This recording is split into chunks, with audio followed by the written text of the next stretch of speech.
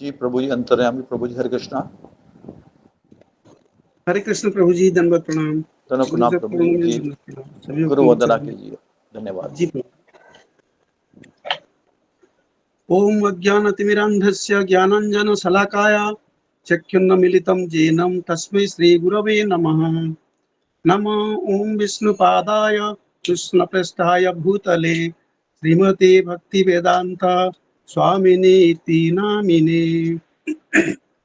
नमस्ते सरस्वते देवे गौरवाणी प्रचारिणे निर्विशेष शून्यवादी पाश्चात्य देश तारिणे।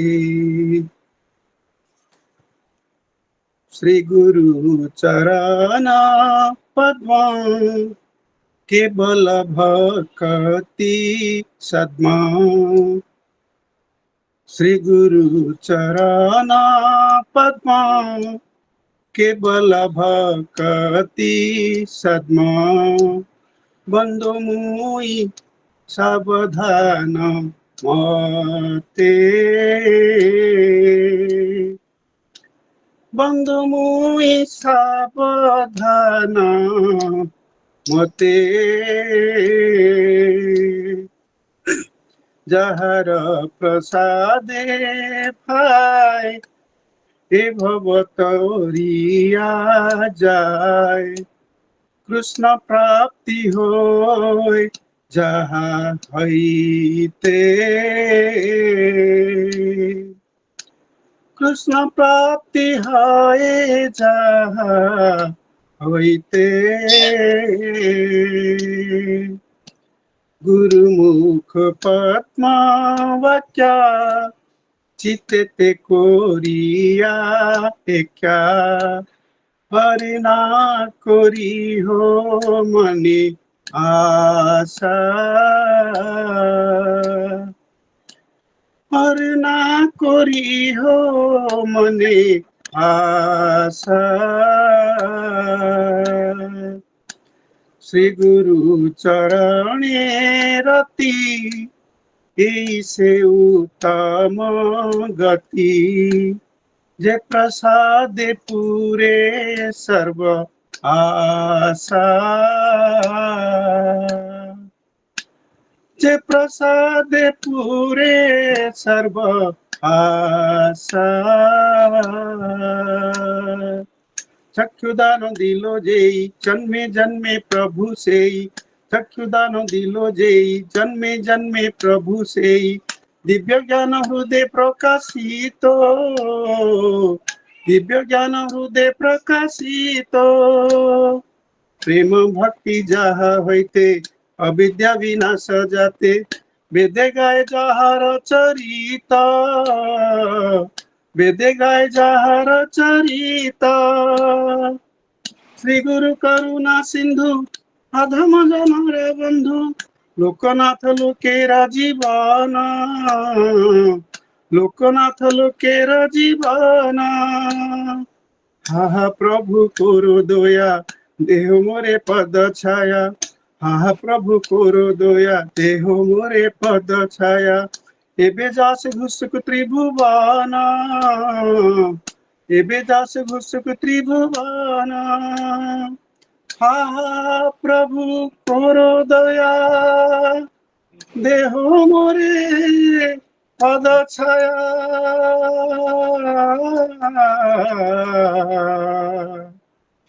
एबे जास घुसुक त्रिभुवन। एबे जास घुसुक त्रिभुवन।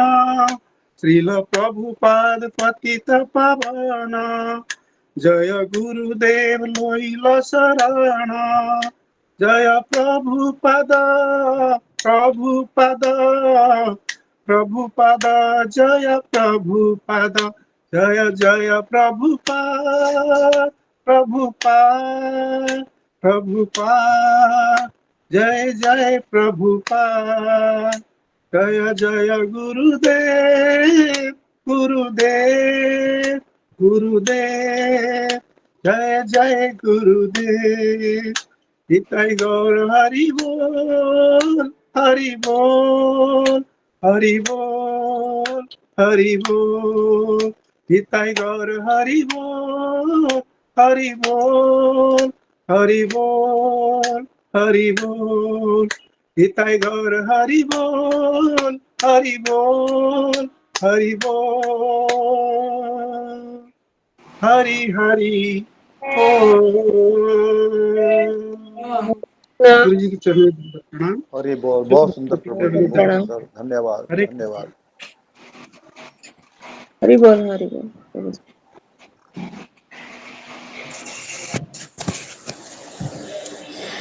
अशोक चावला प्रभु जी, आपको सदर प्रणाम जी करती माता हूँ। जी, मेरी बेटी का जन्मदिन है, थोड़ा हरे सा कृष्णा आशीर्वाद दे प्रभु जी, दंडवत दीजिएगा। प्रणाम प्रभु जी।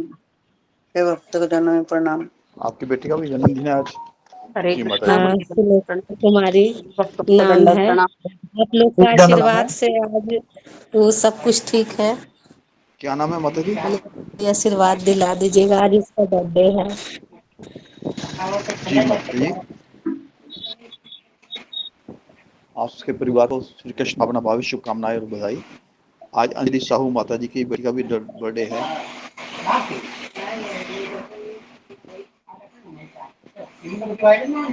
अशोक चावला प्रभु, दंडवत प्रणाम। प्रणाम माता जी। मेरे बच्चे भी आज बद्रीनाथ को गए हैं ना, तो आज बहुत सुंदर, हाँ, सुबह सुबह वो दर्शन लिया है उन्होंने। वो बहुत सुंदर माता जी, बहुत बहुत बहुत सुंदर, बहुत आशीर्वाद है भगवान जी का। हाँ,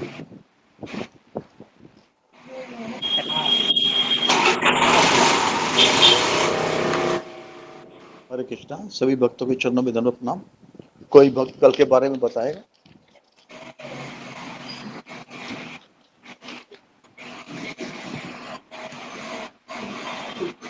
आज तो वो शबरी माता जी का है। पिछले 5 तारीख को शबरी माता जी का था, गुरुजी ने संडे को दिया था, तो उसे कंटिन्यू करना है। तो आज शबरी माता जी के बारे में बताए 5 तारीख को किसने क्या कहा था, गुरुजी ने बताया था। कोई हरे बताएगा? कृष्णा, सभी भक्तों को धन्यवाद प्रणाम। चलो प्रणाम माता जी। आप बताएंगे माता जी?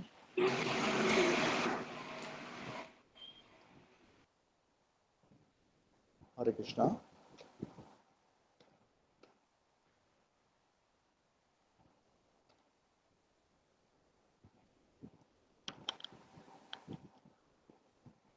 पिछले संडे में गुरुजी ने बताया था शबरी माता जी के बारे में, आज कंटिन्यू करना है। कोई भक्त सुधा माता जी बताएंगे आप, या कोई भक्त बताना चाहेगा पिछले संडे 5 तारीख को क्या बताया था गुरुजी ने?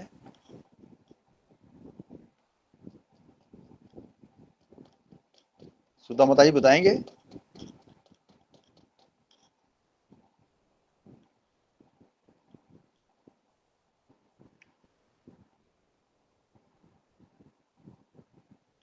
पिछले संडे में मैं ही थोड़ा बोलता हूँ। पिछले संडे शबरी माता जी के बारे में गुरुजी ने बताया था कि जटायु को गति देने के बाद भगवान राम शबरी अब आश्रम में पधारे थे। उस समय शबरी की आयु बहुत थी।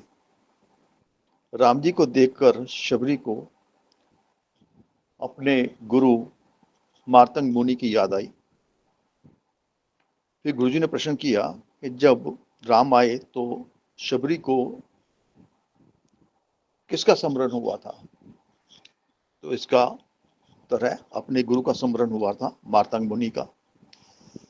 क्योंकि जो हमारा मार्गदर्शन करता है, जो हमारे पे कृपा करता है, हमें भगवत धाम ले जाने की कोशिश करता है, हमारा गुरु है, हमें सबसे पहले उसी की याद आनी चाहिए। क्योंकि उसके थ्रू हमारा हमें दर्शन प्राप्त हुए, उसके थ्रू हमें कृपा प्राप्त हुई। तो इसमें हमें गुरु का स्मरण बहुत जरूरी है। तो फिर गुरुजी ने प्रश्न किया, आसक्ति कैसे निर्माण होती है? आसक्ति सेवा करने से निर्माण होती है। चाहे भौतिक आसक्ति लें, अगर पति पत्नी सेवा करती है या पति की, या पत्नी पति पत्नी की सेवा करता है, एक दूसरे की सेवा करते, दोनों आसक्त होते हैं। माता पिता बच्चों में आसक्त होते हैं। तो इसी तरह संसारिक रिश्ते चलते हैं, आसक्ति सेवा करने से ही आती है, चाहे आध्यात्मिक हो चाहे वो भौतिक हो। जैसे ही शबरी ने राम को देखा उनके कमल सदृश नेत्र थे। अब गुरु जी प्रश्न करते हैं कि नेत्रों की उपमा कमल से क्यों की जाती है। तो अलग अलग भक्तों ने उसका जवाब दिया था। कमल एक अति सुंदर, सर्वांग सुंदर और अति सुकोमल पुष्प है, इसलिए नेत्रों की तुलना कमल से की जाती है। कई बार हम कमल मुख भी कहते हैं। अब बहुत सुंदर, क्योंकि बहुत सुंदर मुख होता है तो उसे कमल मुख भी कहते हैं।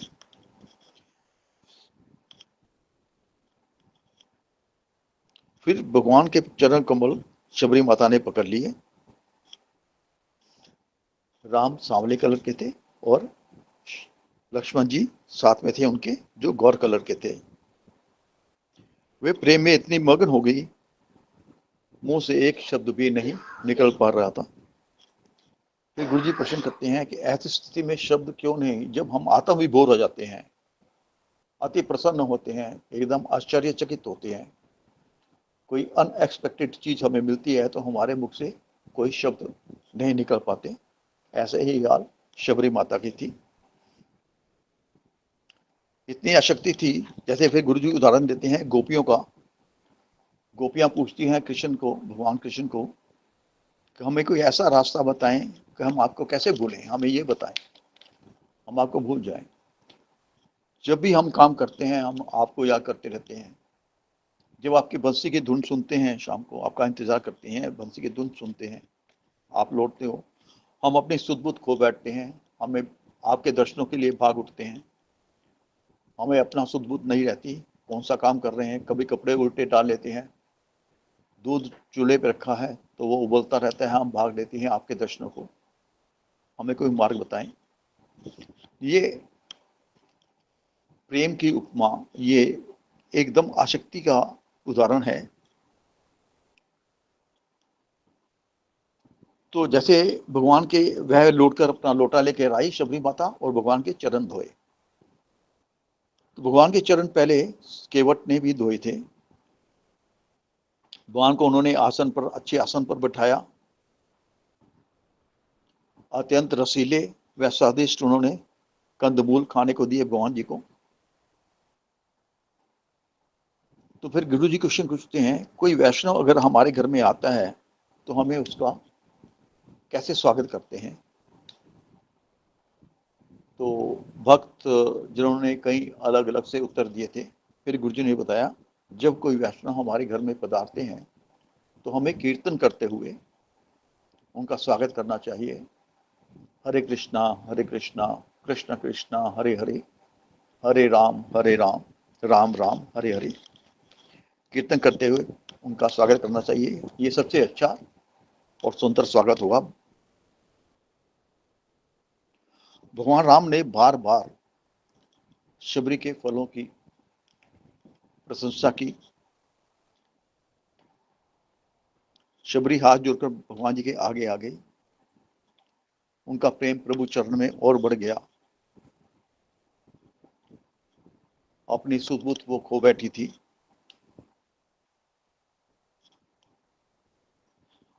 शबरी माता कहने लगी, मैं कैसे आपकी सेवा कर सकती हूँ, मैं नीच जाति की हूँ, स्त्री जाति हूँ, मंद बुद्धि हूँ, मूढ़मती हूँ, जो अदम से भी अदम है हूँ, तो मैं आपकी सेवा कैसे करता हूँ। भगवान ने कहा, मैं कुछ भी नहीं देखता हूँ, मैं सिर्फ भाव का भूखा हूँ, क्योंकि भगवान भावग्राही जनार्दन है।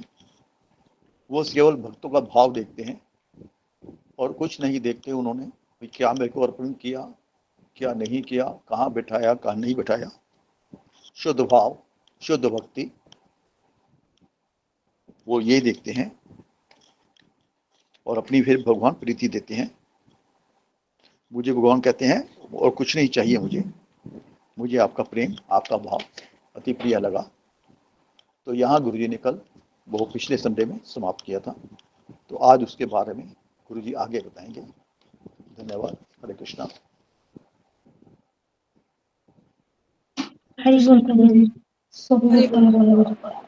धन्यवाद माता जी, हरि बोल धन्यवाद। प्रभु जी। हरे कृष्णा। सब भक्तों को सभी भक्तों को दत्त प्रणाम। हरि बोल प्रभु जी, बहुत हरि बोल प्रभु जी। बहुत अच्छा। धन्यवाद माता जी, धन्यवाद प्रणाम। बोल प्रभु जी, हरे कृष्णा प्रणाम, हरे कृष्णा। प्रभु जी के चरणों में दंडवत प्रणाम। हरि बोल प्रभु जी। धन्यवाद माता जी, हरे कृष्णा। कोई नए भक्त आए हैं तो हम उनका स्वागत करते हैं। उनके लिए विशेष सूचना है कि हमारे 3 सत्र लगते हैं। एक प्रातः 4 बजे लगता है, जिसमें हम जपा करते हैं, महामंत्र का जप करते हैं। गुरुजी 4 बजे जपा टॉक देते हैं 10 मिनट की, हमें कैसे अच्छा जपा करना चाहिए, कैसा हमारा मन लगे, जपा करने के क्या फायदे हैं। उसके बाद फिर 6 बजे मंगल आरती, तुलसी आरती इत्यादि होते हैं। 9 बजे भागवतम क्लास होती है, 9 से 10:30 तक। आजकल 3 बजे चैतन्य 3 दिन सोम मंगल बुध को श्री चैतन्य शिष्याश्रम चरित्रामृत गुरुजी पढ़ा रहे हैं, बता रहे हैं। और 3 दिन भागवतम होती है, थर्सडे फ्राइडे सैटरडे। संडे को विशेष सत्र होता है। आजकल हम शबरी माता जी के ऊपर चर्चा हो रही है, या जब कोई विशेष हमारे आचार्य का आविर्भाव दिवस होता है या तिरुभाव दिवस होता है या कोई विशेष उत्सव होता है, तो उसके बारे में हमें बताया जाता है, ताकि हम अपने इस्कॉन संस्था को जाने, हमें आचार्यों के बारे में जाने, हमारे आचार्य कितने महान थे, कैसे कैसे उन्होंने बलिदान किए। हरे कृष्णा, सभी भक्तों के चरणों में दंडवत प्रणाम। हरे कृष्णा। उसके बारे में बताया जाता है। 3 से 5, फिर 3 से 4:30 तक दोपहर में भगवत गीता क्लास होती है। क्लास में माइक ऑफ रखना होता है, कैमरा ऑन रखना होता है, जिससे आप एक दूसरे को भक्त देख सकें, ये भी देख सकें गुरुजी कि कौन भक्त अटेंटिव होकर सुन रहा है उन्हें। अगर आप कुछ पूछना चाहते हैं गुरुजी से क्वेश्चन, या आपको जो हम गुरुजी उच्चारण प्रवचन देते हैं उसमें कोई शंका है या कुछ और विस्तार चाहते हैं उसका आप, तो आप हैंड रेस कर सकते हैं, तो गुरुजी आपको मौका देंगे, जरूर पूछेंगे, तो अपनी शंका का समाधान कर सकते हैं। तो ये हमारे 3 सत्र चलते हैं। तो आपको हम इनवाइट करते हैं जो नए भक्त जी। हरे कृष्णा। हरे कृष्णा, हरे कृष्णा, हरे कृष्णा, कृष्ण कृष्ण हरे कृष्ण प्रभु हरे दंडवत कृष्णा प्रणाम। गुरु जी, सभी प्रभु भक्तों दंडवत को प्रणाम, सभी सारे गुरुजी भक्तों को दंडवत प्रणाम। दंडवत प्रणाम। सभी भक्तों के चरणों में हरे दंडवत कृष्ण गुरु हरे जी, कृष्णा प्रभु प्रभु दंडवत प्रणाम, हरे कृष्ण हरे कृष्ण कृष्णा गुरु गुरु जी, जी, दंडवत प्रणाम। सभी भक्तों को हरे दंडवत कृष्ण प्रणाम। गुरु जी, गुरु जी दंडवत दंडवत प्रणाम। सभी भक्तों प्रणाम, के सारे चरणों में भक्तों दंडवत को प्रणाम। दंडवत प्रणाम। बंद करें। हरे कृष्ण गुरु जी।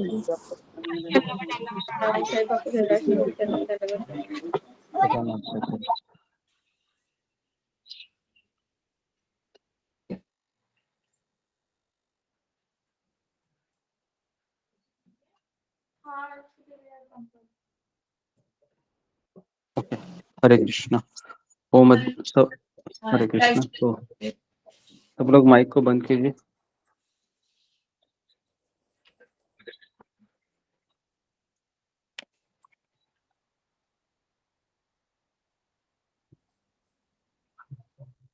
ओम ज्ञानतिमिरन्धस्य ज्ञानाञ्जनशलाकया चक्षुरुन्मीलितं येन तस्मै श्रीगुरुवे नमः। नमो ओम विष्णुपदाय कृष्णप्रेष्ठाय भूतले श्रीमते भक्तिवेदान्त स्वामिनिति नामिने। नमस्ते सरस्वती देवे गौरवाणी प्रचारिणे निर्विशेष शून्यवादी पाश्चात्य देशतारिणे। हे कृष्ण करुणा सिंधु दीनबंधु जगतपते गोपेश गोपिका कांत राधा कांता नमोस्तुते। तप्त कांचन गौरांगी राधे वृंदावनेश्वरी वृषभानुसुते देवी प्रणमामि हरे हरिप्रिये। कृष्णा गुरु जी, दंडवत प्रणाम। हरे कृष्णा। वाञ्छाकल्पतरुभ्यश्च कृपा सिन्धुभ्य एव च पतितानां पावनेभ्यो वैष्णवेभ्यो नमो नमः। जय श्री कृष्ण चैतन्य प्रभु नित्यानंद,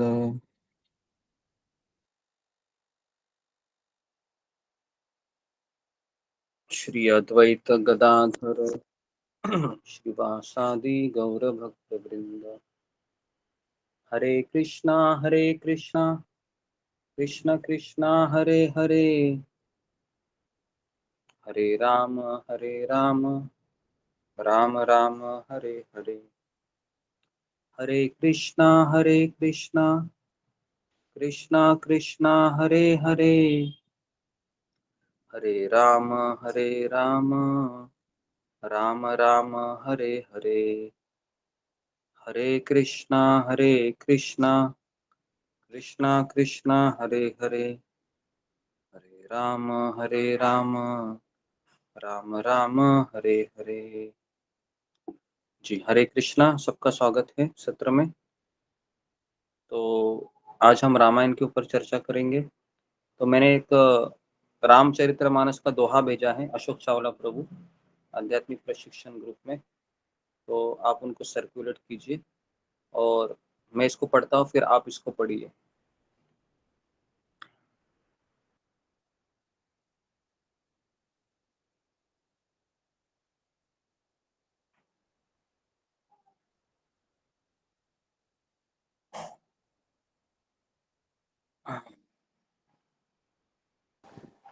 हरे कृष्णा गुरु जी। मिला आपको अशोक चावला? जी जी गुरु जी। हरे गुरु जी एक अनाउंसमेंट भी थी छोटी सी, अगर आज्ञा हो तो। हाँ जी,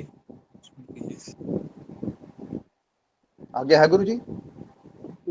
आप कीजिए। हरे कृष्णा। जी गुरु जी। गुरु जी, आशा माता जी की बेटी का आज जन्मदिन है और आज अंजलि साहू माता जी की बेटी का भी जन्मदिन है। हम दोनों को कृष्ण और दोनों परिवारों को श्री कृष्ण भावना भावी शुभकामनाएं और बधाई देते हैं और इनके उज्जवल सुखद कृपामय भक्तिमय आशीषमय और सुखद जीवन के लिए हम भगवान श्री कृष्ण पूज्य गुरु जी समस्त भक्तों के चरणों में आशीर्वचनों की कामना करते हैं, उन्हें आशीष दें और वो भी भक्ति में लगे और सुखी रहें।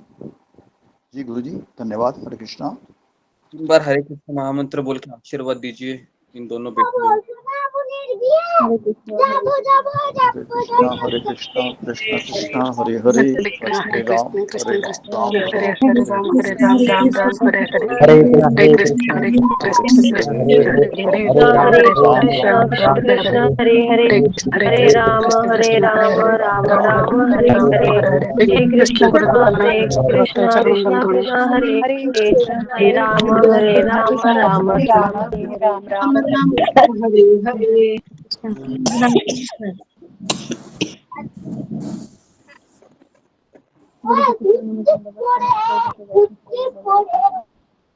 अपने का पकड़ो, माइक को बंद करो।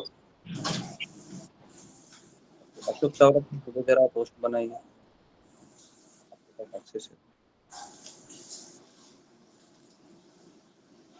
तो मैं इस दोहे को पढ़ रहा हूँ। हम रामचरितमानस में से अरण्य कांड में से प्रभु रामचंद्र है वह शबरी माता को उपदेश देते हैं, इस अध्याय पर अभी हम चर्चा करेंगे। तो आज रविवार है, हर रविवार के दिन हम रामायण में से कोई प्रसंग के ऊपर चर्चा करते हैं सुबह के सत्र में। नवधा भगति कह उतो ही पाही, सावधान सुनु धरु मन माही। प्रथम भगति संत नह कर संगा, दूसरी रति मन कथा प्रसंगा। नवधा भगति कहु तो ही पाही, सावधान सुनु धरु मन माही। प्रथम भगति संतन कर संगा, दूसरी रति मन कथा प्रसंगा। नवधा भगति कहू तो ही पाही, सावधान सुनु धरु मन माही। प्रथम भगति संतन कर संगा, दूसरी रति मन कथा प्रसंगा। जी, अगर किसी को पढ़ना है तो फिंगर को रेज कीजिए। अशोक चावला प्रभु। हरे कृष्ण गुरु जी, प्रणाम।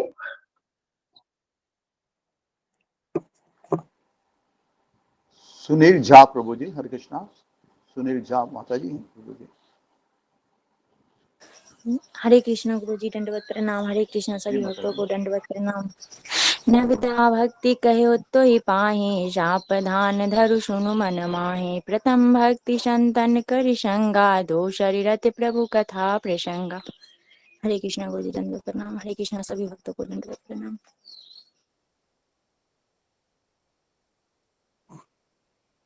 कृष्णा तिवारी प्रभु जी। हरे कृष्णा प्रभु, दंडवत प्रणाम। सभी भक्तों को दंडवत प्रणाम। नवधा भगत कहूँ तो ही पाही, सावधान सुनु धरु मन माही। प्रथम भगत संतन कर संगा, दूसर रति मम कथा प्रसंगा। हरे कृष्णा प्रभु जी।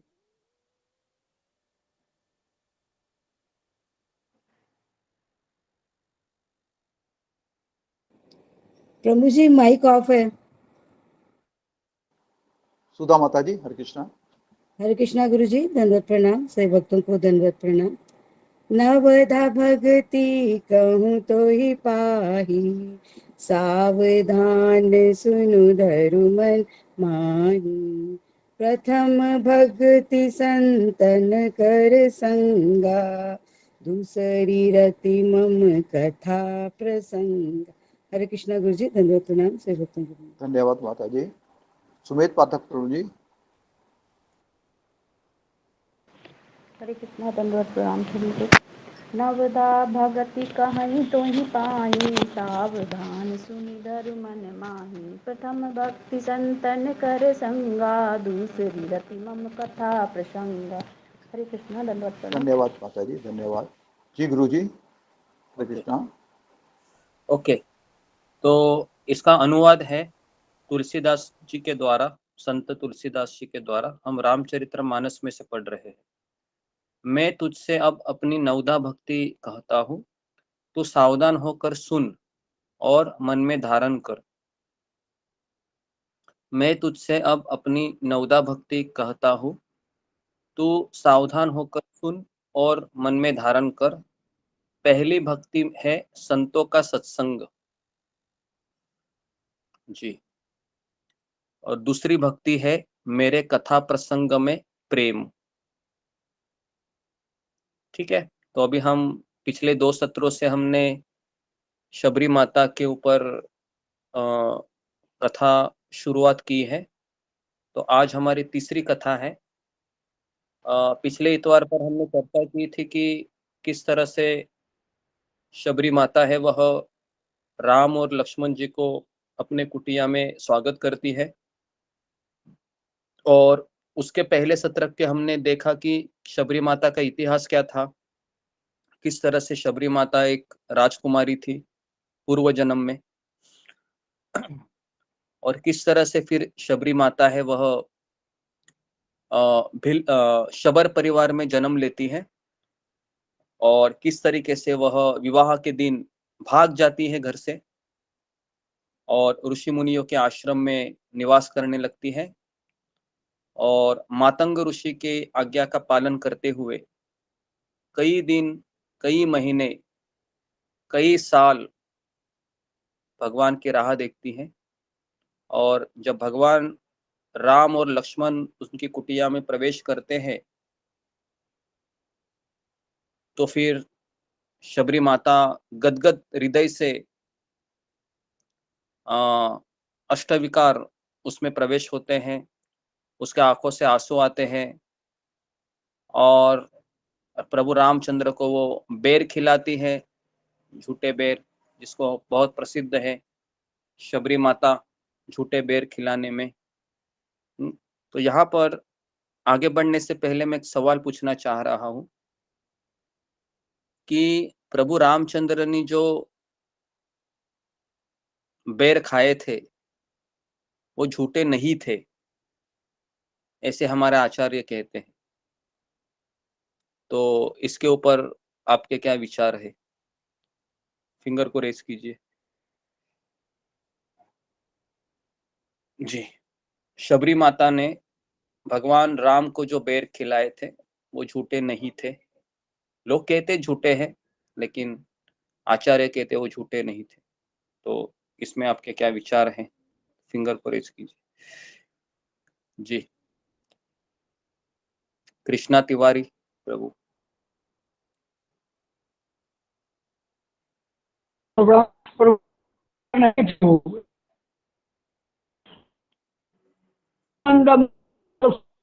ये राम का प्रेम खान, झूठा झूठा वाला प्रभु जी रामायण में नहीं लिखे हैं।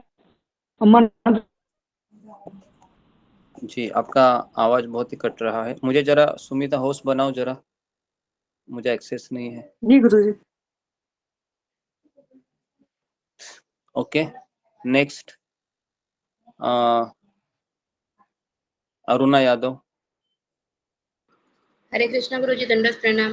गुरुजी, भगवान भाव रहित थे तो भगवान ने सबरी माता के भाव देखे थे, इसके लिए पैर झूठे नहीं लगे। अच्छा अच्छा अच्छा, जी जी, तुम भी भाव में चले गए लगते हैं। जी, तो और कोई इसका उत्तर, व्यवहारिक उत्तर जो हम सबको योग्य लगे? जी, ओके, अंतर्यामी प्रभु। हरे कृष्ण गुरु जी, चरणों में कोटि कोटि दंडवत प्रणाम। सभी भक्तों की चरणों में दंडवत प्रणाम। गुरु जी, प्रेम में सब कुछ संभव है। जब भगवान कृष्ण छोटे थे तो अपना साथियों के साथ मिलकर के वो मक्खन चुराते थे, तो एक दूसरे की झूठा तब भी खाते थे। तो तब भी किसी ने भी नहीं बोला कि आपने मेरा झूठा खाया या मैंने आपका झूठा खाया। अभी आधुनिक समाज में भी हम देखते हैं कि भगवान कृष्ण जो है प्रेम के प्रतीक है। उन्होंने उनसे पहले जितने भी अवतार है, इतनी प्रेम किसी ने बांटा नहीं था। तो भगवान कृष्ण हमें ये शिक्षा दिए हैं कि प्रेम में सब कुछ मंजूर है, ना उम्र की बड़ा ना छोटा। राधा जी भी उम्र से उनसे बड़े थे, लेकिन प्रेम में वो छोटे थे। तो प्रेम में सब कुछ मंजूर है। अभी भी हम देखते हैं आधुनिक समाज में, अगर कोई विधवा स्त्री या कोई स्त्री, परित्याग किया हुआ स्त्री के साथ भी किसी की अगर प्रेम होता है तो उसको झूठा नहीं मानता, वो प्रेम से उससे शादी कर लेता और हंसी खुशी अपना संसार भी बैठा लेता है। तो यही मेरा मानना है गुरुजी। हरे कृष्ण गुरुजी, दंडवत प्रणाम। ओके जी, धन्यवाद आपका। जी, नेक्स्ट सुमिता सिन्हा। हरे कृष्ण गुरुजी, दंडवत प्रणाम। शिव भक्तों दंडवत प्रणाम। गुरुजी, आपने बताया था पहले कि जैसे कि जब जब सबरी माता जी जब बेड़ तोड़ रही थी तो वो राम जी का नाम ले रही थी, तो आपने बोला है कि राम भगवान और राम का भगवान का नाम दोनों अभिन्न है। तो वो जब ले रही थी तो पहले तो राम भगवान ने ही उसको खा लिए, मतलब जब राम भगवान का नाम और वो अभिन्न है तो वो बेड़ झूठे नहीं हुए, इस तरीके से आपने बताया था पहले गुरुजी। हरे कृष्ण गुरुजी, दंडवत प्रणाम। जी जी, तो ये इसका सही उत्तर है जो सुमिता सिन्हा माता जी ने कहा कि जब शबरी माता जब बेर को चख रही थी वो, तो राम राम राम राम राम राम राम राम इस तरह से वह है ना बेर खाती थी और रखती थी।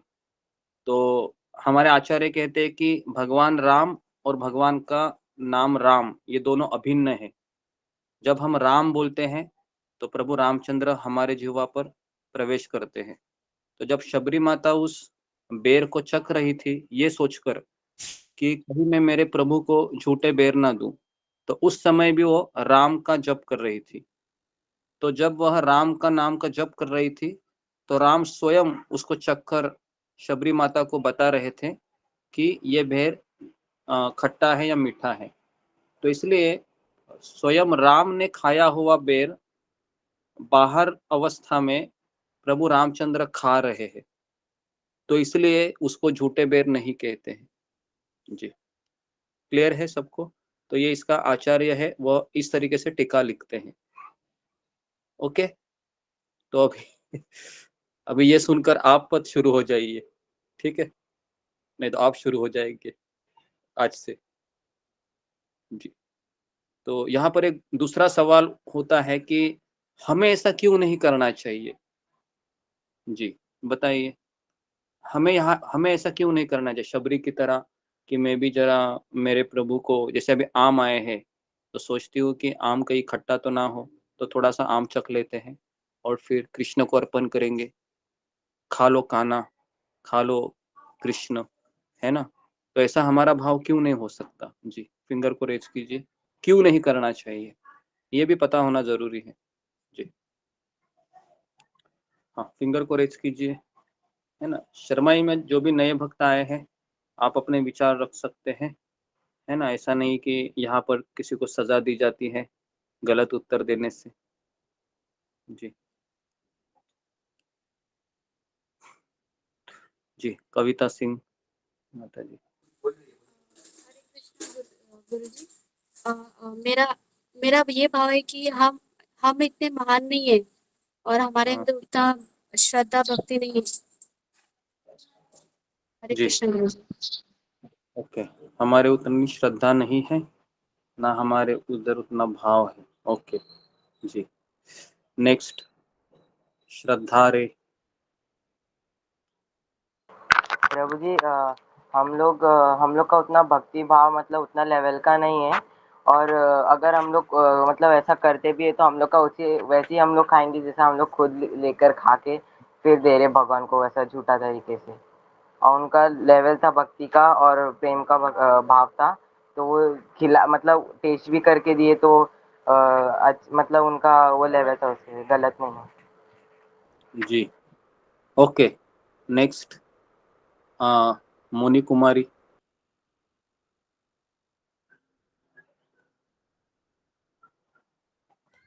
सभी वैष्णव भक्तों को दंडवत प्रणाम। हरे कृष्णा गुरु जी, दंडवत प्रणाम। क्योंकि हम 3 गुण के प्रभाव में रहते हैं, इसीलिए हम उस लेवल के भक्ति हमारी हो ही नहीं सकती अभी, और यही कारण है कि हम नहीं कर पाते हैं उस तरह से, हम इस योग्य ही नहीं है। हरे कृष्णा गुरु जी, दंडवत प्रणाम। ओके, इसके अलावा कोई किसी का उत्तर है या यही उत्तर है? जो 3 उत्तर मुझे मिले हैं, ठीक है, यही उत्तर है।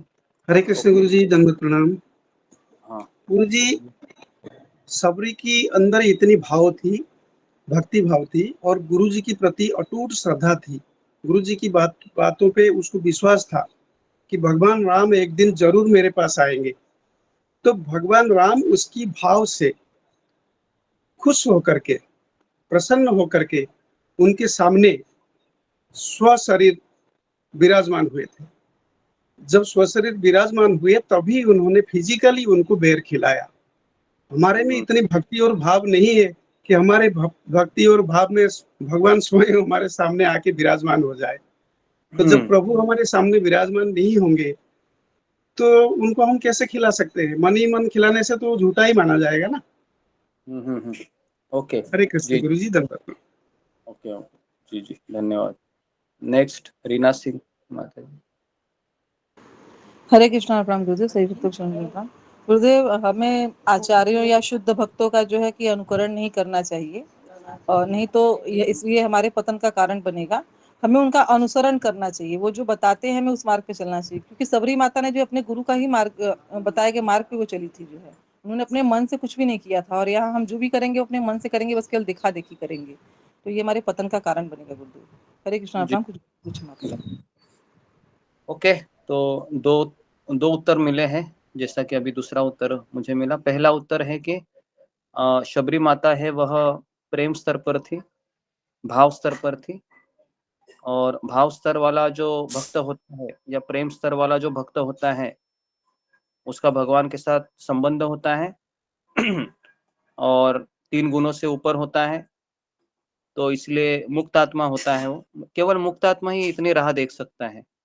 हमारे में इतने पेशेंस नहीं है कि अगर भगवान हमें कहे कि आप एक ही कुटिया में बांधकर रोज आप झाड़ू पोछा लगाओ और इस तरीके से प्रतीक्षा करो, तो हम कितना समय तक करेंगे?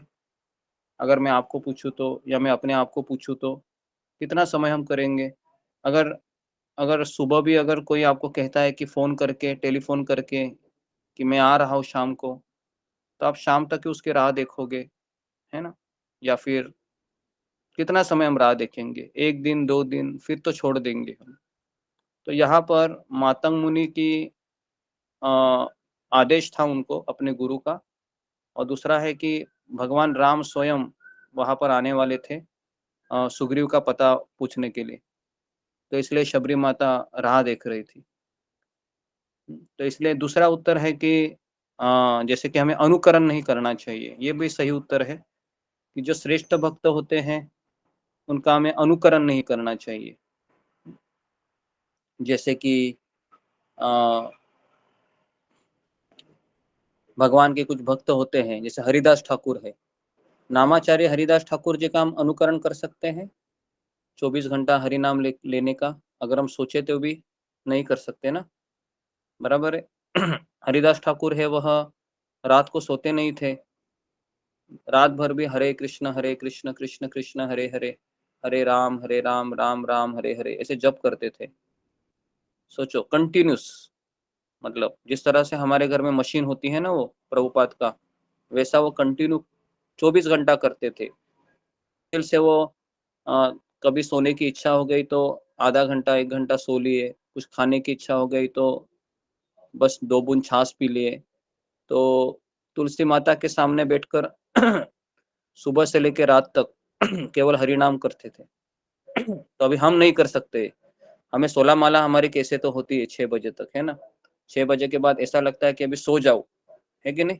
ऐसा लगता है धड़ाम करके गिर जाओ, और ऐसी इच्छा होती है। जी। तो हमारा ये हाल है। तो इसके लिए हमें अनुकरण नहीं करना चाहिए हरिदास ठाकुर जी, ठीक है? तो अभी हम अगला एपिसोड पे चलते हैं। मैं तुझसे अब अपनी नवदा भक्ति कहता हूँ, प्रभु रामचंद्र कहते हैं शबरी को, और तू सावधान होकर सुन। ये पहला अंग है भक्ति का। तो प्रभु रामचंद्र हम सबको कह रहे हैं कि तू सावधान होकर सुन, मतलब ध्यान पूर्वक सुन। तो यहाँ से भक्ति की शुरुआत होती है। भक्ति की शुरुआत होती है ध्यान पूर्वक सुनने से। ऐसा हमको एब्जॉर्ब होना चाहिए। जितना हम डीप में जाएंगे ना उस शब्द ध्वनि में, तो हमें भूख प्यास नहीं लगेगी। पूरा कॉन्सेंट्रेट होना चाहिए। हर एक शब्द एक भूखे की तरह, जैसा भूखा कैसा खाने को खाता है जो 3 दिन 2 दिन भूखा है ना? या फिर कोई प्यासा है, अभी गर्मी का सीजन है, किस तरह से पानी पीता है, किस तरह से आप लोग आइसक्रीम खाते होंगे, है ना? बर्फ का जूस पीते होंगे, बराबर है? तो उस तरह से भूखा होना चाहिए, हमें प्यासा होना चाहिए, तब जाके हमें भूख प्यास सर्दी गर्मी नहीं सताएगी। तो जब हम 9 से 10 भागवत क्लास में बैठते हैं, तो हमें ये ऐसा सोचना चाहिए कि मुझे अभी मेरे कान तृप्त नहीं है, अतृप्त है। किस तरह से मैं मेरे कानों से मैं पी जाऊं भागवत को। तो इस तरह से हमारा मनोभाव होना चाहिए, तब जाके ये सब अमृत लगता है हमें ना, तव कथामृतम, फिर हमें अमृत के माफिक लगता है। तो इसलिए प्रभु रामचंद्र कह रहे हमको, तू सावधान होकर सुन और मन में धारण कर, मतलब उसको फिर मन में इकट्ठा करके रखो। हमारा श्रवण कैसा होता है?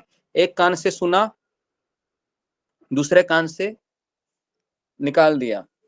तो ऐसा श्रवण नहीं होना चाहिए। श्रवण कैसा होना चाहिए?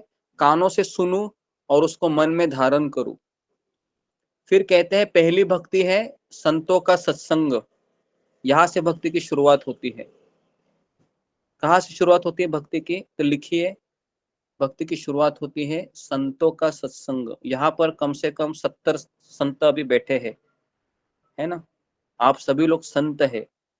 क्यों संत है आप? क्योंकि आपको भगवान की कथा में रुचि है। तो रोज वही व्यक्ति आ सकता है जिसके कान अतृप्त है। तो आप सभी संत है ना? और पहली भक्ति है संतों का सत्संग। तो आप सभी लोग संत हैं, एक दूसरे का संग कर रहे हैं, है ना, एक दूसरे को देख रहे हैं। तो इसीलिए हमने कैमरा ऑन करने के लिए कहते हैं, ताकि एक भक्त दूसरे भक्त का दर्शन करे। लेकिन कुछ भक्त इतने कंजूस होते हैं कि वो दर्शन ही नहीं करने देते हैं। है ना, उनको लगता है कि मेरा है ना, मेरा दर्शन मैं कैसे दूं, मेरा दर्शन बहुत महंगा है, मैं बिल्कुल कैमरा ऑन नहीं करूंगा या ऑन नहीं करूंगी।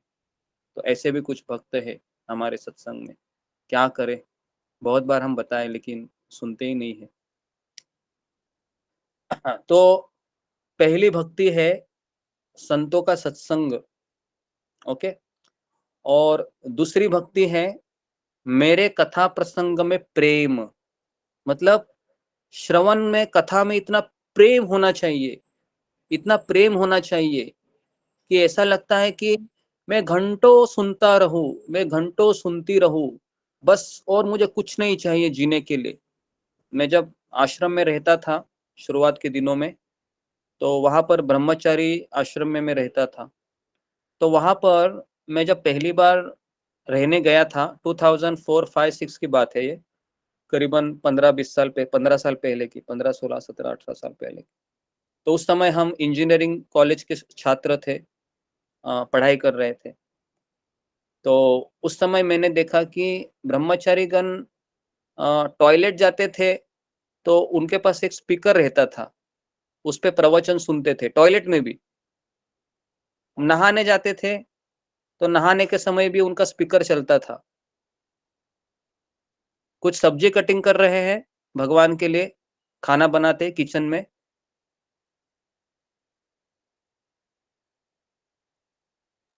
और चल रहे थे, रास्ते पर देखा, गाड़ी चला रहे हैं, साइकिल चला रहे हैं, फिर भी सुन रहे थे। मैंने सोचा कि ये क्या है?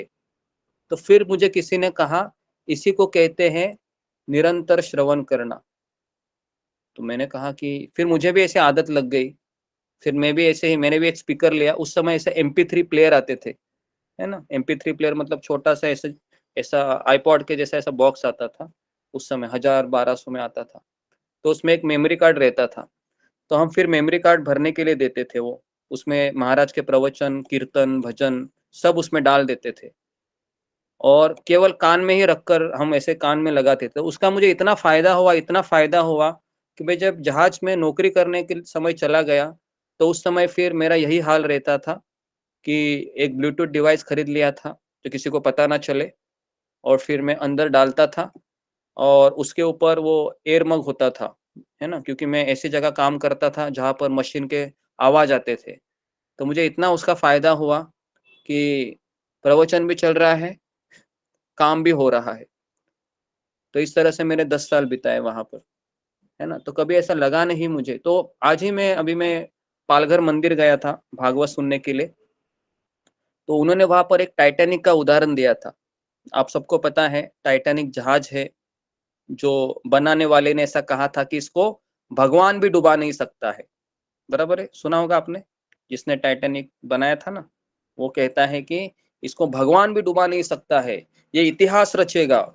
और वास्तव में इसने इतिहास रचा। पहले ही यात्रा में इसको डूबना पड़ा। कैसे डूबना पड़ा?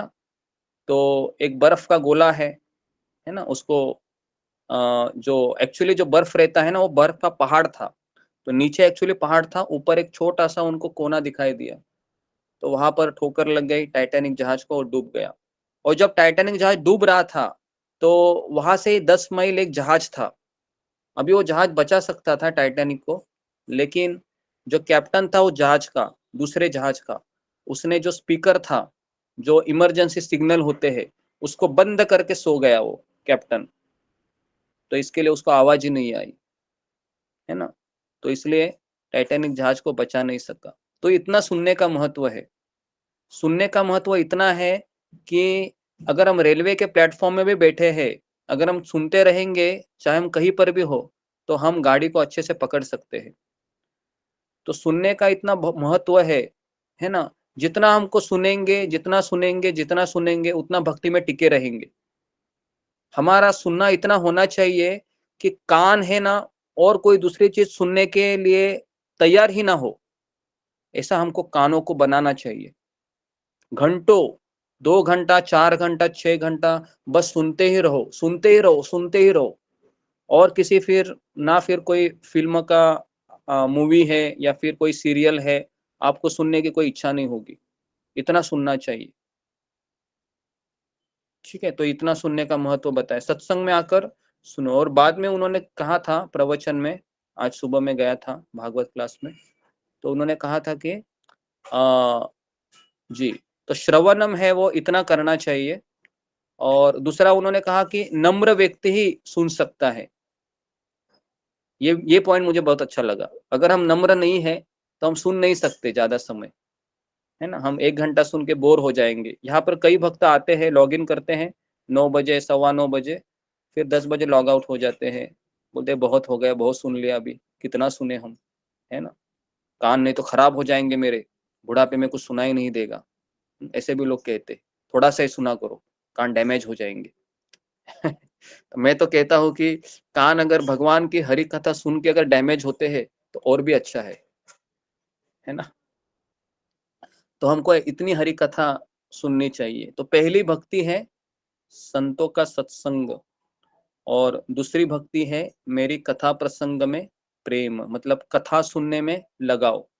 तो रावण जैसा व्यक्ति सुन नहीं सकता, है ना। रावण को जब सुनाने आते थे, रावण सुनो, सीता को छोड़ दो, रावण सुनो, राम को शरण जाओ, विभीषण ने कहा, मंडोदरी ने कहा, लेकिन सुना नहीं। तो अहंकारी व्यक्ति नहीं सुन सकता।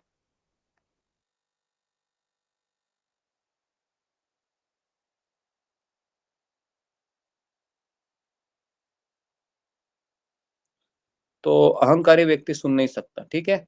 तो पहली भक्ति कौन सी है और दूसरी भक्ति कौन सी है, कौन मुझे बताएगा? फिंगर को रेस कीजिए। पहली भक्ति, दूसरी भक्ति, फिर हम तीसरी भक्ति में जाते हैं। आज हम 9वीं भक्ति कंप्लीट करते हैं, हो सके तो। जी बताइए, सिंपल सिंपल क्वेश्चन पूछा है मैंने। जी हरे कृष्ण प्रभु जी, श्रवण भक्ति। जी जी जी जी जी, मैं नाम ले रहा हूँ। हाँ हाँ जी, ओके। तो आप यहाँ पर जी नए भक्त आए, उनके लिए मेरा आपको निवेदन है कि जब भी मैं यहाँ पर सवाल पूछता हूँ, आप लोग फिंगर को रेज कीजिए। जैसे यहाँ पर कई भक्तों ने रेज किया है, फिर मैं आपका नाम लेता हूँ और फिर आप बोलिए, है ना। जी तो जी धर्मराज गिमरे। हरे कृष्ण गुरु जी, दंडवत प्रणाम, सभी को दंडवत प्रणाम। पहला है गुरु जी संतों का सत्संग, दूसरा है गुरु जी कथा प्रसंग, कथा में प्रेम, कथा सुनने में लगाव। हाँ, कथा सुनने में लगाओ। जी जी, किन लोगों को ये दोनों भक्ति प्राप्त हुई है आप में से? फिंगर को रेज कीजिए, ऐसा आपको लगता है। पहली भक्ति संतों का संग और दूसरी भक्ति कथा में प्रेम, कितने लोगों को प्राप्त हुआ है ये दो चीजें?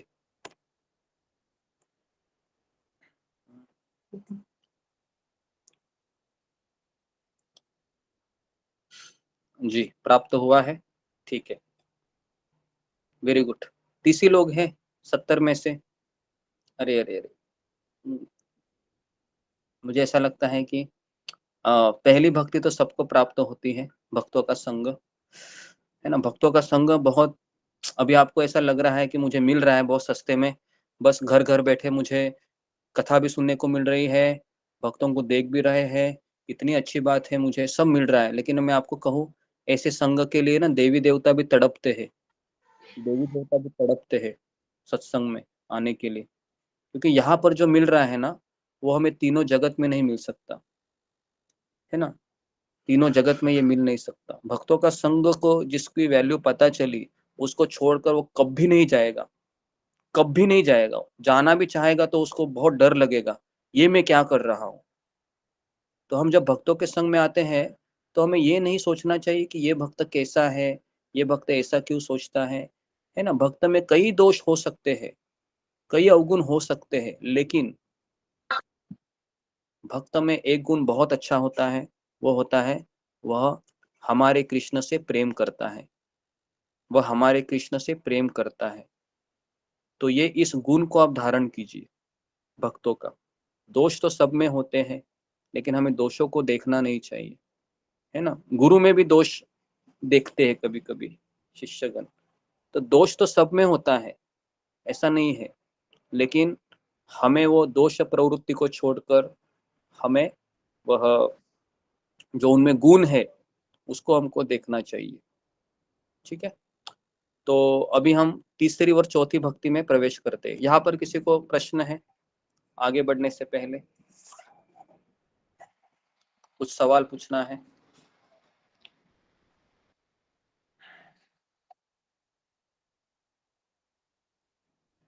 ओके, ठीक है, तो अभी मैं आगे बढ़ रहा हूं। मंत्र जाप मम दृढ़ विश्वासा पंचम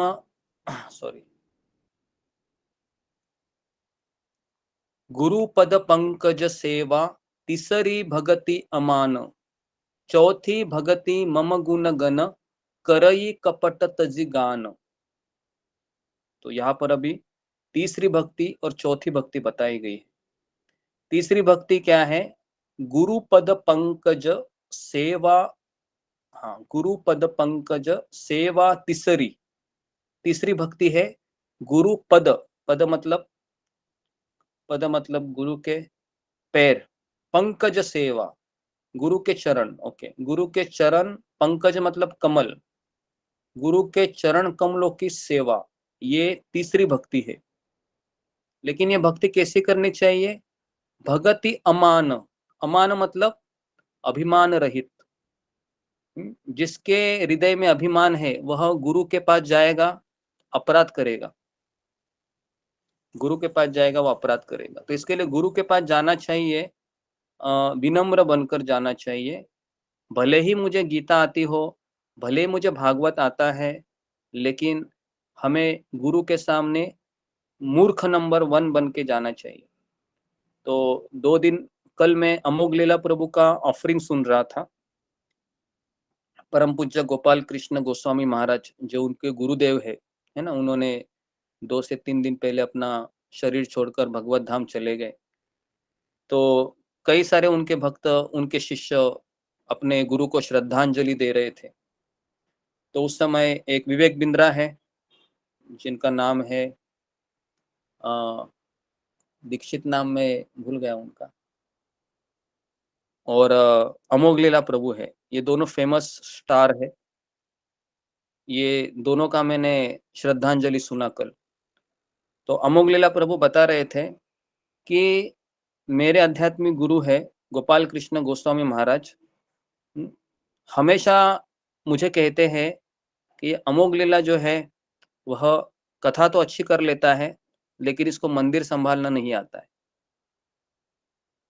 तो कब ये इसमें माहिर होगा पता नहीं। तो अमोघ लीला प्रभु बता रहे थे कि मेरे आध्यात्मिक गुरु गोपाल कृष्ण गोस्वामी महाराज हमेशा मेरे अवगुणों को बताते थे, है ना। और बाद में वापस फोन करके वो उन्होंने मुझे कहा कि कोई बात नहीं, धीरे धीरे तुम सीख जाओगे। तो उनका ऐसा कहना था कि मेरे आध्यात्मिक गुरु मुझे डांटते भी थे पहला फोन करके, और फिर दूसरा फोन करके मुझे प्रेरणा भी देते थे कि हाँ तुम करेगा करके। तो इस तरह से वो अपना अनुभव बता रहे थे, है ना। और एक बार वो कह रहे थे कि गोपाल कृष्ण गोस्वामी महाराज कह रहे थे कि जब इस्कॉन द्वारका मंदिर है दिल्ली में, तो वहां पर मंदिर अध्यक्ष के लिए किसी को चुनना था।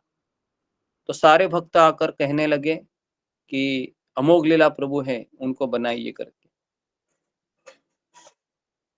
तो गोपाल कृष्ण गोस्वामी महाराज कहे कि अमोघ लीला प्रभु कथा तो कर लेता है, लेकिन इसको मंदिर का शासन चलाने नहीं आएगा, तो इसको हम वाइस प्रेसिडेंट बना देते हैं। प्रेसिडेंट किसी दूसरे को बनाया वहां पर। और अमोघ लीला प्रभु ये कह रहे थे कि जब भी दीक्षा होनी होती है तो दीक्षा के जो कैंडिडेट होते हैं, शिष्य होते हैं, उनको सिलेक्शन के समय इंटरव्यू होता है मंदिरों में, है ना। दीक्षा ऐसे ही किसी को नहीं दी जाती है। तो अमोघ लीला प्रभु कहते हैं कि मैं उनका इंटरव्यू लेता था, और मैं बहुत स्ट्रिक्ट इंटरव्यू लेता हूँ वहां पर। और उस समय गोपाल कृष्ण गोस्वामी महाराज भी वहां पर बैठे थे, और वो मेरे एक्सप्रेशन देख रहे थे कि कितने ऐसे भक्त हैं कि इनको कुछ आता ही नहीं है, तो तुरंत रिजेक्ट करते थे वो। ये कौन है? अरे इसको इतना भी नहीं आता, चलो तुम क्वालिफाइड नहीं हो। तो मुश्किल से अगर 100 लोग आते थे इंटरव्यू के लिए, उनमें से 20 या 25 को ही सिलेक्ट करते थे अमोघ लीला प्रभु। तो फिर वो कह रहे थे कि मेरे आध्यात्मिक गुरु गोपाल कृष्ण गोस्वामी महाराज ने मुझे बुलाया और कहा कि इतना तुम भक्तों के सामने इतनी उदंडता मत करो, है ना, उनको पास करते दो। तो उनका ऐसा श्रद्धांजलि में कहना था कि मेरे आध्यात्मिक गुरु है वो बहुत विनम्र थे, है ना, हमेशा भक्तों की सेवा करते थे। और एक इंसिडेंट बता रहे थे अपने आध्यात्मिक गुरु का कि एक बार गोपाल कृष्ण गोसाई महाराज एक बस में जा रहे थे और सुबह से दोपहर हो गई और सारे भक्तगण है वह बैठे हुए थे। तो गोपाल कृष्ण गोस्वामी महाराज ने अपने शिष्यों को पूछा, क्या आप में से किसी को भूख लगी है? तो सारे शिष्यों ने कहा, हाँ गुरुदेव, बहुत भूख लगी हमें। तो उस समय उनके पास कुछ नहीं था, गोपाल कृष्ण गोस्वामी महाराज के पास। तो उन्होंने कहा कि बस को रोको। तुरंत बस रुक गई और गोपाल कृष्ण गोस्वामी महाराज बस से नीचे उतरे। वहां पर एक मार्केट था जो गाजर वाला था, है ना, उसके पास। तो उन्होंने अपना जो झोला है, सन्यासी का झोला, ये झोला ऐसे भिक्षक की तरह उनके सामने रखकर कहा कि मेरे शिष्य को बहुत भूख लगी है, तो आप थोड़ा सा ये गाजर है वो जरा मुफ्त में दे दीजिए। तो जो सब्जी वाला था वो इतना भावुक हो गया, कहा कि महाराज जी की पूरा ठेला उठाकर लेकर जाइए, लेकिन ऐसा चीज मत कीजिए कि आप हमारे सामने इस तरह से भिक्षुक की तरह मत रहिए। तो इस तरीके से वह अपने श्रद्धांजलि में बता रहे थे। ओके जी, तो ये मैंने आपको इसलिए कहा क्योंकि यहाँ पर अभी आ रहा है तीसरी भक्ति, अभिमान रहित होकर गुरु के चरण कमलों की सेवा करना। तो ऐसा नहीं है कि शिष्य गुरु की सेवा करता है। मैं अपने इस गुरु संप्रदाय में देख रहा हूँ कि गुरु उल्टा ज्यादा शिष्य की सेवा करता है ना। जैसे गोपाल कृष्ण गोस्वामी महाराज है, पूरा जिंदगी दे दिया उन्होंने। परम पूज्य राधानाथ स्वामी महाराज है, मेरे गुरु को मैं देख रहा हूँ, पूरी जिंदगी दे रहे हैं अपने शिष्यों के लिए। तो ऐसा लगने में लगता है कि गुरु शिष्य गुरु की सेवा करनी चाहिए, लेकिन गुरु शिष्य से डबल सेवा कर लेता है उसकी। तो तीसरी भक्ति है गुरु पद पंकज सेवा तिसरी भगति अमान। तो ये तीसरी भक्ति है, गुरु के चरणों की सेवा करना। ये सौभाग्य किसी को नहीं मिलता है, ये सौभाग्य बहुत कम लोगों को मिलता है। तो उसमें मोहन रूप प्रभु है, मोहन रूपा प्रभु, इस्कॉन दिल्ली के प्रेसिडेंट। तो वो अपने श्रद्धांजलि में कह रहे थे कि हम इतने सारे शिष्य हैं उनके, है ना, बहुत। आपको पता है गोपाल कृष्ण गोस्वामी महाराज के कितने शिष्य हैं? आप अगर सुनोगे तो हड़बड़ा जाओगे, है ना। उनके शिष्य करीबन 40,000 से ऊपर है, 40,000 के ऊपर पूरे जगत में, है ना, नंबर 1 थे वो। तो इतने उनके शिष्य थे। वो बता रहे थे कि उनको शिला प्रभुपाद ने 1976 में एक रोलस घड़ी दिया था, प्रभुपाद जी ने स्वयं दिया था उनको। तो अपने विल में लिखते हैं कि मेरी ये जो घड़ी है ना, ये उन्होंने अपने एक निजी सेवक को दे दी, है ना। अभी वो कह रहे थे, मोहन रूपा प्रभु कह रहे थे कि ये भक्त है बहुत सामान्य है, ये इतना कोई बड़ा प्रवचन नहीं करता है, कोई मैनेजर नहीं है मंदिर का, लेकिन मेरे आध्यात्मिक गुरु गोपाल कृष्ण गोस्वामी महाराज ने लास्ट विल में लिखा था कि मेरी समाधि के पश्चात मैं जब इस संसार को छोड़कर जाऊंगा तो ये मेरी घड़ी है, वो इस शिष्य को दे देना, है ना। तो कल ही लोकनाथ स्वामी महाराज ने, है ना, वो प्रसंग बहुत अच्छा था वो, अगर आप चाहे तो देख लीजिए। राधा पारसारथी मंदिर में वो कल स्पीच था, तो मैंने ऑनलाइन देखा था उसको, बहुत अच्छा लगा। हाँ, तो कैसे उनके शिष्य हैं अपने गुरु की सेवा कर रहे हैं, कितना गुरु के प्रति प्रेम है। ऐसे भर भर के 4 घंटा, 5 घंटा, 6 घंटा, 7 घंटा कंटिन्यू उनके शिष्यगण बोल रहे थे, है ना। तो ये एकदम कानों के लिए एक अनमोल उपहार था ये सुनने के लिए। ठीक है, इसको कहते हैं, है ना, सेवा। तो कहने का अर्थ है कि गुरु के चरण कमलों की सेवा सबको प्राप्त नहीं होती है। भाग्यशाली व्यक्ति को प्राप्त होती है। कई बार किसी को प्राप्त भी होती है, लेकिन विनम्रता न होने के कारण वो छोड़ देता है ना? क्योंकि विनम्रता भी गुण है ना, गुरु की सेवा के लिए क्वालिफिकेशन लगता है। अगर आप गुरु की सेवा करना चाहते हैं लेकिन आप में अहंकार है, तो फिर गुरु के प्रति अपराध करोगे। उससे अच्छा है कि फिर जाओ ही मत आप गुरु के पास, है ना? थोड़ा सा 2-3 डिस्टेंस दूर ही रहो। लेकिन ऐसा कहा गया है कि गुरु के पास इतना नहीं जाना चाहिए कि अपराध हो, और गुरु से दूर इतना भी नहीं रहना चाहिए कि कृपा ही ना मिले, है ना? तो तीसरी भक्ति है गुरु के चरण कमलों की सेवा। ठीक है, तो ये बहुत इंपॉर्टेंट है, क्योंकि मंगल आरती में हम गाते हैं, यस्य प्रसादात् भगवत प्रसादो, यस्य प्रसादात् न गति कुतोपि, ध्यायंस्तु वंस्तस्य यशस्त्रि संध्यम, वंदे गुरु श्री चरणारविंदम। तो जब तक भगवान की कृपा है वह आध्यात्मिक गुरु के से प्राप्त होती है। अगर आप कृष्ण की सेवा कर रहे हो तो कृष्ण आपको कृपा नहीं दे सकते। मैं वापस कह रहा हूँ, अगर आप कृष्ण की सेवा में लगे हैं आध्यात्मिक गुरु को छोड़कर, तो कृष्ण आपको कृपा देते हैं गुरु को अपने आपके जीवन में लाकर। ये कृष्ण की कृपा है। कृष्ण आपको स्वयं दे ही नहीं सकते, क्योंकि कृष्ण को देने का अधिकार कृष्ण ने किनको दिया है? अपने भक्तों को दिया है। तो इसलिए अगर आप कृष्ण की सेवा में लगे हैं, लड्डू गोपाल की, राधा कृष्ण की, और आपके जीवन में कोई गुरु नहीं है, कोई शिक्षक नहीं, या कोई भी ऐसा भक्त नहीं है, तो हम भगवत धाम नहीं जा सकते। तो इसलिए कहा गया है कि कृष्ण की भक्ति से हमें गुरु मिलते हैं, और गुरु की भक्ति से या गुरु की कृपा से हमें कृष्ण मिलते हैं। तो इस तरीके से तीसरी भक्ति है गुरु के चरण कमलों की सेवा। और चौथी भक्ति है मम गुण गण करय कपट तजी गान। चौथी भक्ति है कि कपट को छोड़कर मेरे गुण समूह का गान करे, मतलब मेरा कीर्तन करे, नाम भजन करे, जप करे। ये चौथी भक्ति है। लेकिन क्या छोड़ना है? कपट छोड़कर। ये छोड़ना भी बहुत कठिन है, कपट छोड़ना कठिन है। कितने लोग इसको अग्री करते हैं? फिंगर को रेज कीजिए। हम भक्ति में तो आए हैं, लेकिन फिर भी कपट छोड़ना बहुत कठिन होता है ना? बहुत अंदर से बाहर से एक होना कठिन होता है। बराबर है, आप इसको अग्री करेंगे, क्योंकि जब हम भक्ति में आते हैं ना, तो भी थोड़ा सा कपट होने का शंका होता है कि मैं कैसे सच बोलूं, नहीं तो मैं पकड़ा जाऊंगा या मैं पकड़ी जाऊंगी।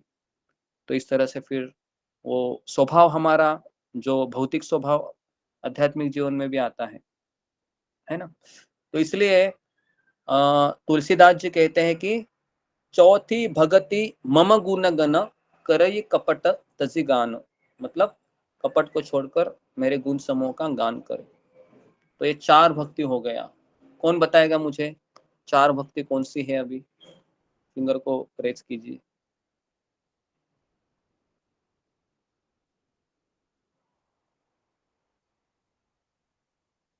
जी, 4 भक्ति अच्छे से एक्सप्लेन कीजिए कोई। जी, रेखा पायल। हरे कृष्णा। गुरु जी दंडवत प्रणाम। से भक्तों को दंडवत प्रणाम। गुरु जी आपने बताया कि प्रथम भक्ति जो है संतों का समूह, जिसमें हम रहकर भक्ति करते हैं। दूसरी भक्ति है कथा श्रवण करना, जो रोज आप कथा करते हैं और उसको हम सुनते हैं, वो कथा श्रवण हो गया। और तीसरी भक्ति है विनम्र होकर गुरु के पास जाना और अभिमान रहित होकर गुरु के चरणों की सेवा करना, ये तीसरी भक्ति है। और चौथी भक्ति है कपट को छोड़कर नाम कीर्तन करना, उनका नाम जपना, ये चौथी भक्ति है। हरे कृष्ण। दंडवत प्रणाम। ओके जी, ओके जी। तो ये 4 भक्ति है। तो इन 4 भक्तियों में किसी को शंका है तो कोई सवाल पूछिए, नहीं तो फिर मैं आगे जाता हूँ।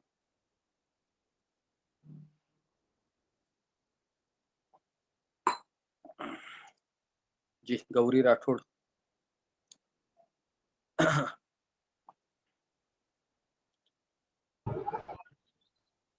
जी, हरे कृष्ण। मुझे नहीं हो गलती से हो गई।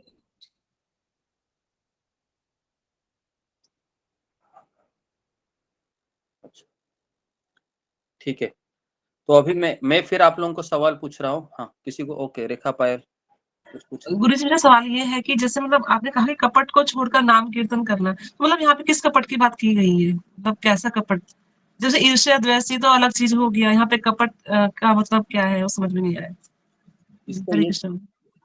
कपट का यहाँ पर अर्थ है जो हमारे गुरु कहते हैं, आध्यात्मिक गुरु है ना, उनके सामने कोई ऐसी चीज नहीं करनी चाहिए जो भी मन में शंका है करनी चाहिए, या अगर उन्होंने कुछ कहा है सेवा करो ये करो वो करो, तो वहां पर कोई बाईपास करने वाली चीज या फिर घुमाने वाली चीज जिसको हम बोलते हैं ना, तो वो नहीं करनी चाहिए।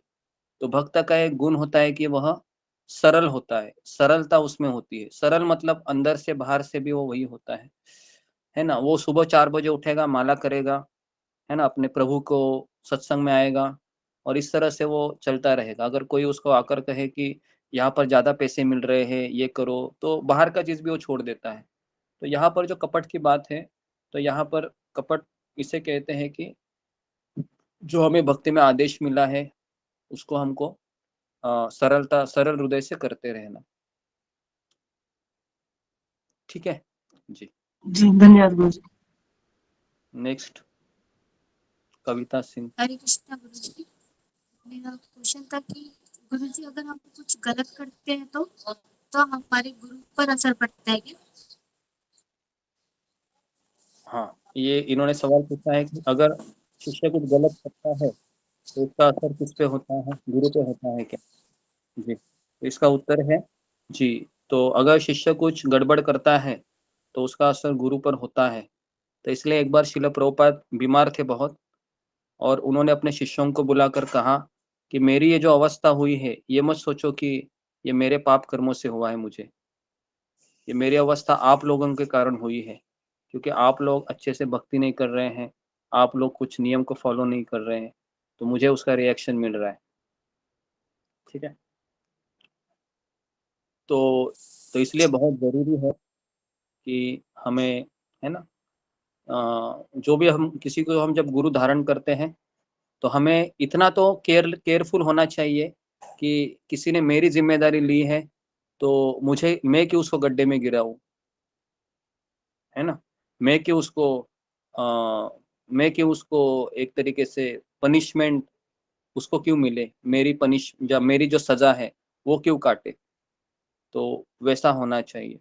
तो इसलिए भक्ति मार्ग में हम जब गुरु को धारण करते हैं तो ये बहुत ज़रूरी है कि मेरे से कोई अपराध ना हो, या मैं हमेशा वैष्णव के सत्संग में रहूं और कोई ऐसे कार्य ना करूं जिससे मेरे गुरु को धोखा मिले, दगा मिले, इस तरीके से। ठीक है जी। और किसी का सवाल? ठीक है, ओके। तो अभी 3 भक्ति रह गई है, 7वीं, 8वीं और 9वीं। ठीक है जी, रीना सिंह। हरे कृष्णा प्रणाम गुरुदेव, सही भक्ति चरण रहा। गुरुदेव यहाँ पे मुझे एक चीज थोड़ा सा आप मुझे मतलब बताने की कृपा कीजिए कि जो प्रहलाद महाराज ने नवधा भक्ति बताई है और भगवान रामचंद्र जी ने बताई है उसमें थोड़ा सा डिफरेंस है, या तो मैं समझ नहीं पा रही हूँ, तो ये ऐसा क्यों है जो है? हरे कृष्णा। वंदनम जी। तो बेसिकली जो हमारे गौड़ीय परंपरा में जो नवदा भक्ति बताई है वो क्या है? श्रवणम, कीर्तनम, स्मरणम, अर्चनम, वंदनम, साख्यम, दास्यम, आत्मनिवेदनम। तो ऐसा नवदा भक्ति बताई है, बराबर है। तो यहाँ पर जो भक्ति बताई है वो उसी भक्ति के अंग है, बस थोड़ा सा उसको अलग तरीके से बताया गया है। जैसे अभी यहाँ पर श्रवणम का भी उल्लेख आया है, दूसरी भक्ति है, तो चीज वही है लेकिन उसको अलग तरीके से पेश की है, और कुछ नहीं है इसमें, है ना। जैसे अभी हम सुनेंगे तो हमको समझ में आएगा, क्योंकि ये भगवान राम कह रहे हैं शबरी माता को, बराबर है। और शबरी ये कौन है? स्त्री है, और प्रभु रामचंद्र है, भगवान है, वो जानते हैं कि इसको कौन से उपदेश देने चाहिए। तो पहला कहा कि तुम संतों के संग में रहो, दूसरा कहा कि तुम मेरी कथा में डूब जाओ, तीसरा कहा कि मेरे शिष्य मेरे किसी भक्त का आश्रय ले लो, और चौथा कहा कि कोई छल न करते हुए क्या करो तुम, नाम जप करो या फिर कीर्तन करो, इस तरीके से।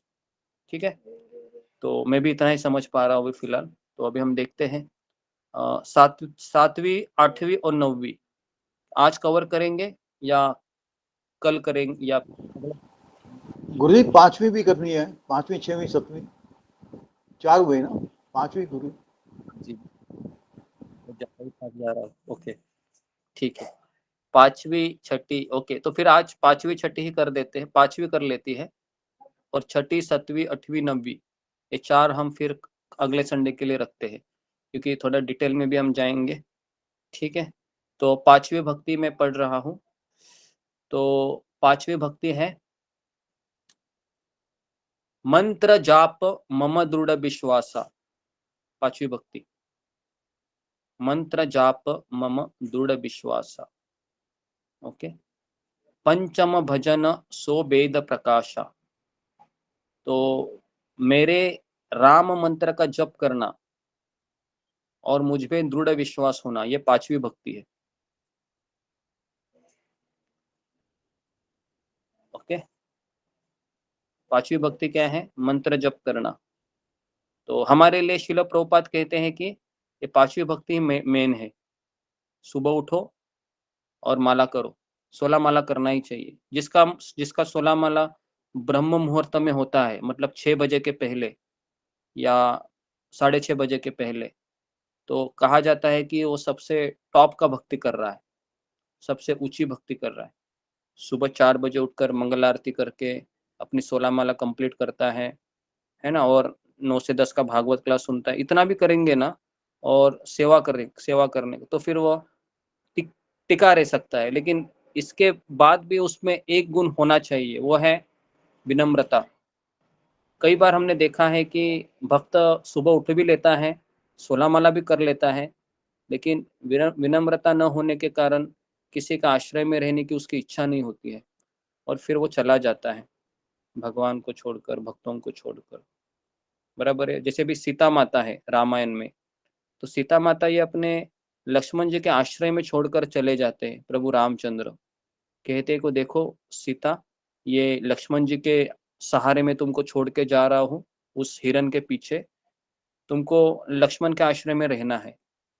लेकिन सीता माता भ्रमित हो जाती है, लक्ष्मण को गाली देने लगती है कि तुम कैसा इनका भाई है, चुपचाप यहाँ पर खड़ा है, शर्म नहीं आती तुमको, तुम यहाँ पर इसके लिए आया है, तो तुम मेरे ऊपर बुरी नजर डाल रहा है।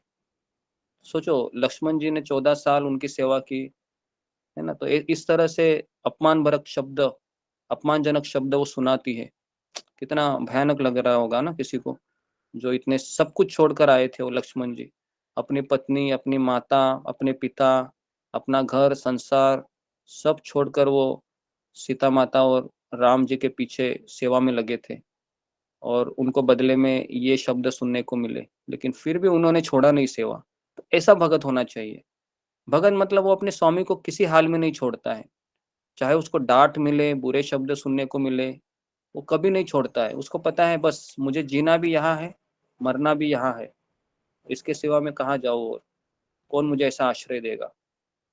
तो लक्ष्मण जी को एक तरीके से बुरा लगता है, लेकिन सीता माता का जो हाल होता है वो लक्ष्मण से भी बुरा होता है एक तरीके से। ये शिक्षा के रूप में मैं आपको बता रहा हूँ। वैसे तो सीता माता का हाल कभी बुरा हो ही नहीं सकता, क्योंकि वह भगवान की शक्ति है, लेकिन हम अभी सीख रहे हैं, तो उसके दृष्टिकोण से मैं आपको बता रहा हूँ कि सीता माता है, उसको रावण फिर उठा कर ले गया। तो हमारी भक्ति को कौन कैसे उठा के लेकर जाएगा, जब हम गुरु के आज्ञा को फॉलो नहीं करते हैं। भले आप 16 माला कर रहे हैं, भले आप 4 नियम पालन कर रहे हैं, भले आप सत्संग कर रहे हैं, लेकिन आप आज्ञा ही फॉलो नहीं कर रहे हैं, तो फिर रावण कभी ना कभी आएगा और हमें ले जाएगा। तो इसलिए बहुत ज़रूरी है भक्ति में ये चीज़ को समझना कि तीसरी भक्ति है अभिमान रहित होकर गुरु का सेवा करना, है ना। ये तीसरी भक्ति ही नहीं हो पाती है, इसलिए फिर वो चौथा पांचवा छठा चीज नहीं आता है। तो इसलिए हमें ये जो गुरु पदाश्रय है, जो हमारे परंपरा में भी इसका बहुत महत्वपूर्ण है। हमारे सारे आचार्य ले लो, रूप गोस्वामी, सनातन गोस्वामी, हरिदास ठाकुर, अद्वैत आचार्य, फिर माधवेंद्र पुरी, ईश्वर पुरी, उसके पश्चात विश्वनाथ चक्रवर्ती ठाकुर, गदाधर पंडित, भक्ति विनोद ठाकुर, भक्ति सिद्धांत सरस्वती ठाकुर, गौर किशोर दास बाबाजी महाराज, जितने भी आप नाम ले लो, सारे आचार्यों ने अपने गुरु के नीचे ही रहकर भक्ति की है। किसी ने ऐसे एकांत में जाकर भक्ति नहीं की। तो इसलिए हमें ये कदापि नहीं सोचना चाहिए कि मुझे अभी सब कुछ आ रहा है, मेरे गुरु को छोड़ देता हूं मैं, है ना, नहीं। तो जिस तरह से अमोघ लीला प्रभु इतने बड़े स्टार है, गौर गोपाल प्रभु इतने बड़े स्टार हैं, गौरांग प्रभु, अमरेंद्र प्रभु, बहुत सारे ऐसे लोग हैं यूट्यूब में सफलतापूर्वक प्रचार प्रसार कर रहे हैं, लेकिन वो सभी अपने आध्यात्मिक गुरु के आश्रय में ही रह रहे हैं। तो गुरु का आश्रय छोड़कर हम कभी सफल नहीं हो सकते, कृष्ण हमको सफल होने नहीं देंगे। विवेक बिंद्रा है, वो भी श्रद्धांजलि में कह रहे थे कि मेरे जीवन में एक समय ऐसा आया कि मैं बहुत बड़ा स्टार हो गया, पूरे वर्ल्ड में मैं नंबर 1 मोटिवेशनल स्पीकर बन गया। विवेक बिंद्रा की बात कर रहा हूँ मैं, जो आप सब लोग उनको जानते होंगे।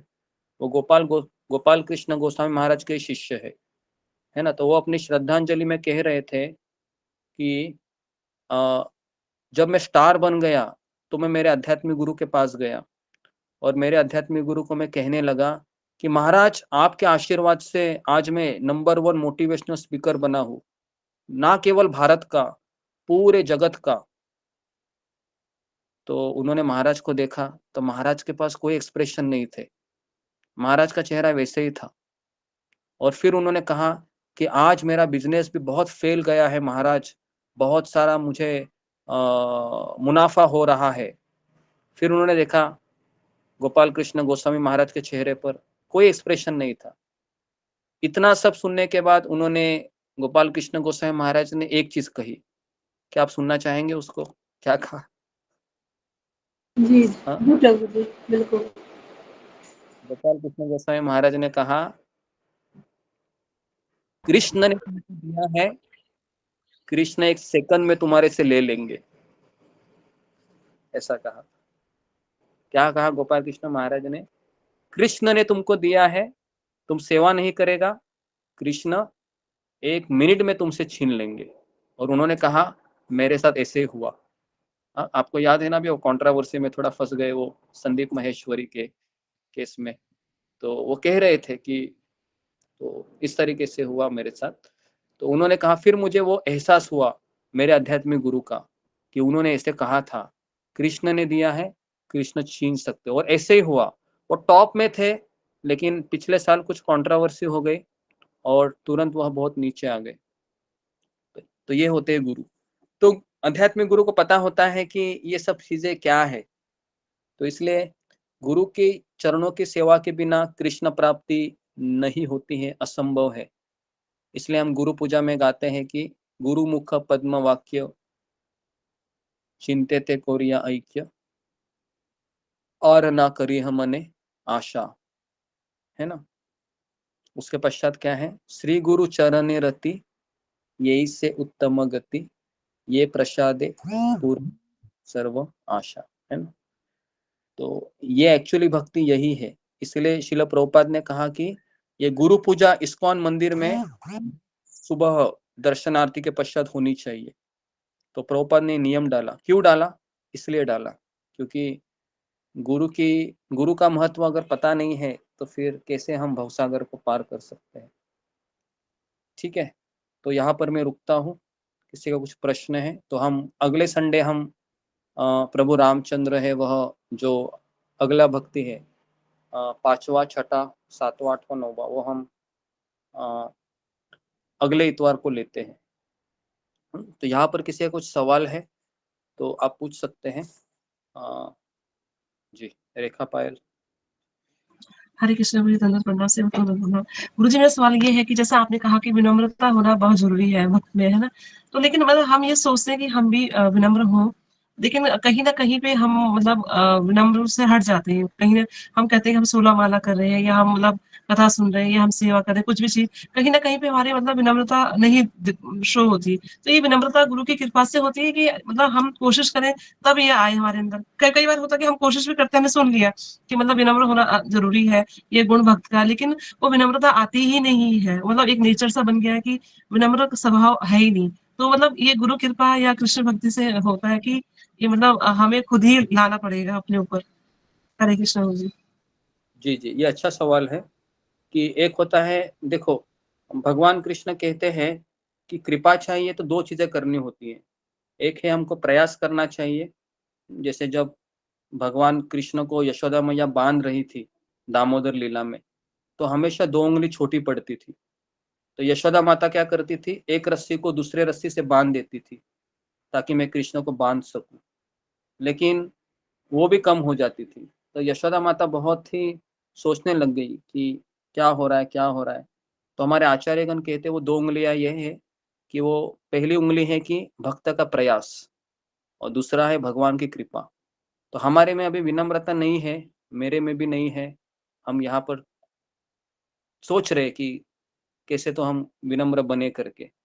लेकिन पहली बात है कि हमें प्रयास करना चाहिए कि कैसे मुझ में विनम्रता आए, और विनम्रता ये आज्ञा पालन से होती है, ये शरणागति से होती है। विनम्रता ऐसे नहीं आती है कि मैं अपने आप को अलग-अलग बॉडीली पोस्चर बनाऊँ, है ना? थोड़े से मुँह आड़ा-टेढ़ा करूँ, थोड़ा-सा झुक जाऊँ। झुकना तो चाहिए, लेकिन ये सब बाहरी चीज़ें हैं। असली विनम्रता है वो शरणागति से आती है और आज्ञा को फॉलो करने से आती है।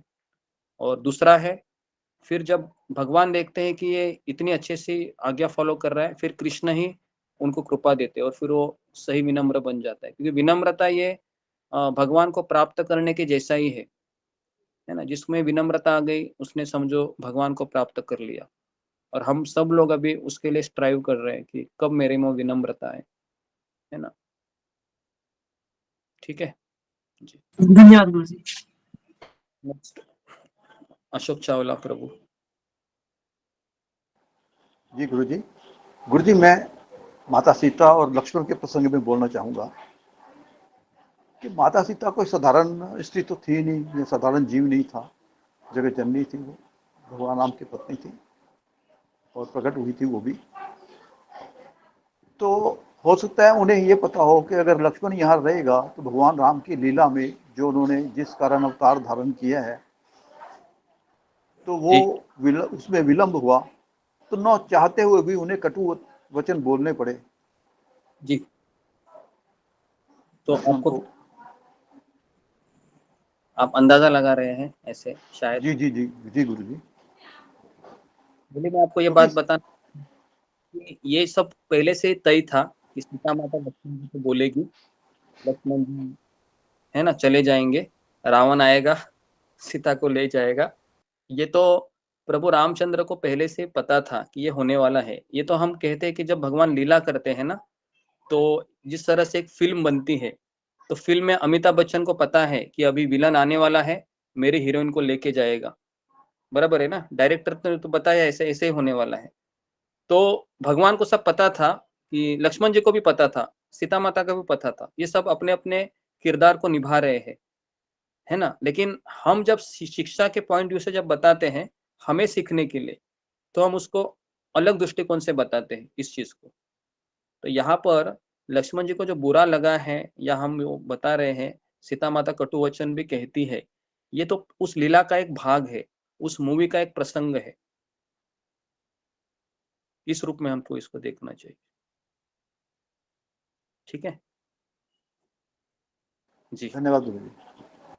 नेक्स्ट सात्विक वर्मा, आखिरी क्वेश्चन। हरे कृष्णा गुरु जी, दंडवत प्रणाम। गुरु जी, विनम्रता होना क्यों जरूरी है जीवन में भक्ति के लिए? अगर तुम माता पिता के सामने भी विनम्र नहीं बनोगे तो तुमको क्या करेंगे? लाड़ू पेड़ा देंगे? क्या गाली करेंगे? गाली डांटेंगे देंगे। ना, मारेंगे, गाली बोलेंगे तुम यहाँ से चला जाओ अभी, है ना। तो विनम्रता सब चीज में कंपलसरी है ना। अगर विनम्रता नहीं है तो कोई भी संबंध है वो टिकता नहीं है, चाहे माता पिता का हो, पति पत्नी का हो या नौकर स्वामी का हो, सारे रिश्तों में विनम्रता लागू होती है। तो इसलिए भगवान ने दुनिया ऐसी बनाई है कि कम से कम एक व्यक्ति हमें मिलेगा इस संसार में जो हमें विनम्र बनाएगा। क्या लगता है आपको? कम से कम एक व्यक्ति ऐसा मिलेगा, एक व्यक्ति जो हमें विनम्र बनाएगा, है ना। अभी तो हम घर में शायद शेर हो, राजा हो लेकिन एक व्यक्ति तो मिलेगा जो हमें है ना विनम्र बनाएगा। ठीक है, तो यहाँ पर मैं रुकता हूँ। आप सबका बहुत बहुत धन्यवाद। श्रील प्रभुपाद की जय, प्रभु रामचंद्र की जय, शबरी माता की हरे कृष्ण हरे